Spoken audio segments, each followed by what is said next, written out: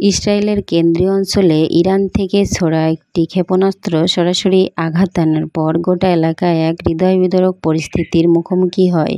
রাতে নীরবতা ভেঙে প্রচণ্ড শব্দে বিস্ফোরণ ঘটে, যার ফলে চারপাশ কেঁপে ওঠে এবং সাধারণ মানুষের মধ্যে ছড়িয়ে পড়ে চরম আতঙ্ক। ক্ষেপণাস্ত্রটি একটি ঘনবসতিপূর্ণ আবাসিক এলাকায় আঘাত হানে, ফলে একাধিক ভবন ধসে পড়ে এবং ব্যাপক ক্ষতিগ্রস্ত সৃষ্টি হয়। আকাশ ধোঁয়ায় আচ্ছন্ন হয়ে পড়ে, জরুরি সাইরেন বেজে ওঠে এবং রাস্তায় রাস্তায় আতঙ্কিত মানুষ দৌড়াতে থাকে নিরাপদ আশ্রয়ের খোঁজে। ফায়ার সার্ভিস ও চিকিৎসা দল দ্রুত ঘটনাস্থলে পৌঁছে যায়।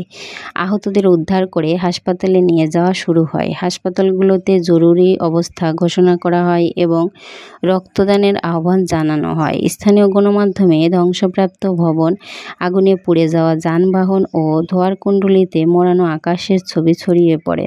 ক্ষতিগ্রস্ত এলাকার মানুষজন তাদের হারানো স্বজনদের খুঁজে ফিরছে, কারো চোখে কান্না, কারো মুখে অতবাক স্তব্ধতা। ইসরায়েলি প্রতিরক্ষা বাহিনী IDF ঘটনার পরপরই পাল্টা হামলার প্রস্তুতি নিতে শুরু করে এবং জনগণকে ব্যাংকারে অবস্থানের নির্দেশ দেয়। এই হামলা শুধু একটি সামরিক আগ্রাসনের দৃষ্টান্ত নয়, বরং তা সাধারণ মানুষের জীবন ও মানসিক স্থিতিকে গভীরভাবে নাড়া দিয়ে যায়। আন্তর্জাতিক মহলে এই ঘটনার তীব্র নিন্দা জানানো হয় এবং মধ্যপ্রাচ্যে আরও একবার উত্তেজনা চরমে পৌঁছায়। যুদ্ধবিরতির প্রত্যাশা যেখানে ক্ষীণ, সেখানে এমন ঘটনা নতুন করে রক্তক্ষয়ের ইঙ্গিত দেয়। শান্তি যেন ক্রমেই দুরাশায় পরিণত হচ্ছে।